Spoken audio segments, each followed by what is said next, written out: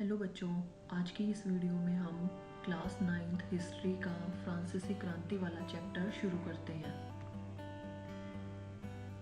फ्रांसीसी क्रांति से जुड़ी कुछ महत्वपूर्ण बातें हैं। फ्रांसीसी क्रांति 1789 में शुरू होती है और 1799 तक चलती है।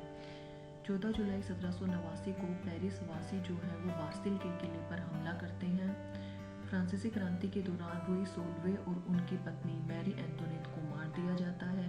फ्रांसीसी क्रांति के दौरान फ्रांस में सामंती व्यवस्था होती है। यूरोप में राजशाही को खत्म कर दिया जाता है और गणतंत्र की स्थापना होती है। फ्रांसीसी क्रांति का एक मुख्य नारा है स्वतंत्रता, समानता और भाईचारा।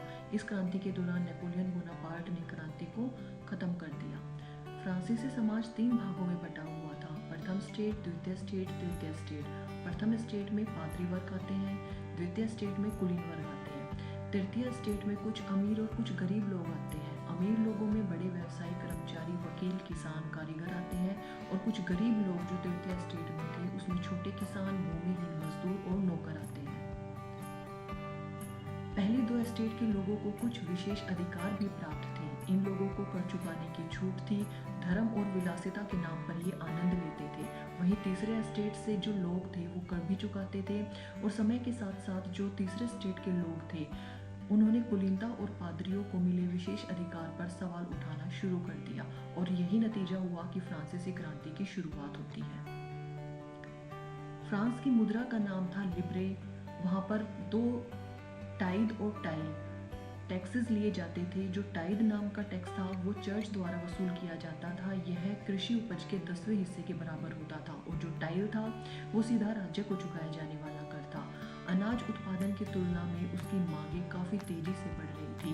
पाव रोटी की कीमत में इतनी तेजी से वृद्धि हुई और वहीं जो कामगार कारखानों में मजदूरी करते थे उनकी जो मजदूरी थी वो बहुत कम दी जाती थी। मजदूरी मालिक तय करते थे लेकिन मजदूरी महंगाई की दर से नहीं बढ़ रही थी। अमीर और जो गरीब थे उनके बीच में अंतर बहुत ज़्यादा बढ़ता गया और स्थितियाँ और खराब होती गई। 1774 में लुई सोलवा जो है वो फ्रांस का राजा बनता है और जब वो बनता है तो उसको जो खजाना है वो बिल्कुल खाली मिलता है। 1789 में एस्टेट जनरल को बुलाया जाता है। तीसरे एस्टेट नेशनल असेंबली का गठन किया जाता है। 1791 में सम्राट की शक्तियों पर अंकुश लगाने, सभी मनुष्यों को मूलभूत अधिकार प्रदान करने के लिए संविधान बनाया जाता है। 1792 से 93 तक फ्रांस जो है गणतंत्र राज्य बनता है। जैकोबिन गणराज्य का पतन किया जाता है। जैकोबिन क्या है? जैकोबिन एक राजनीतिक दल था और इसका नेता था रोबेस्पियर। 1804 में नेपोलियन फ्रांस का सम्राट बनता है और 1815 में वाटरलू के युद्ध में नेपोलियन की हार हो जाती है। फ्रांस की क्रांति की शुरुआत का अहम हिस्सा टेनिस कोर्ट में शपथ के साथ शुरू होता है। इस शपथ से जुड़ी कुछ खास बातें थी।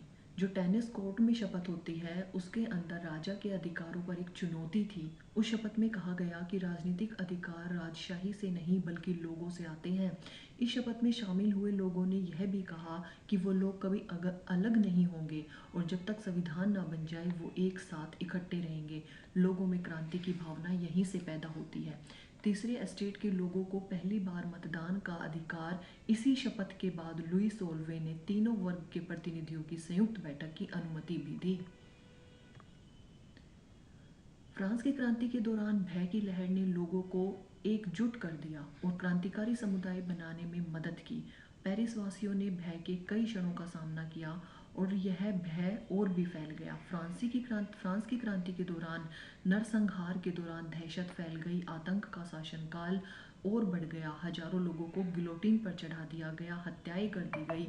लुई सोल्वे को भी इसके दौरान गिलोटिन पर चढ़ा दिया गया। ऐसी ही और वीडियो जानने के लिए चैनल से जुड़े रहिए। चैनल को लाइक, शेयर एंड सब्सक्राइब कीजिए। यह फ्रांस की क्रांति का पार्ट 1 है। पार्ट 2 के लिए इंतजार करिए। तब तक के लिए थैंक यू।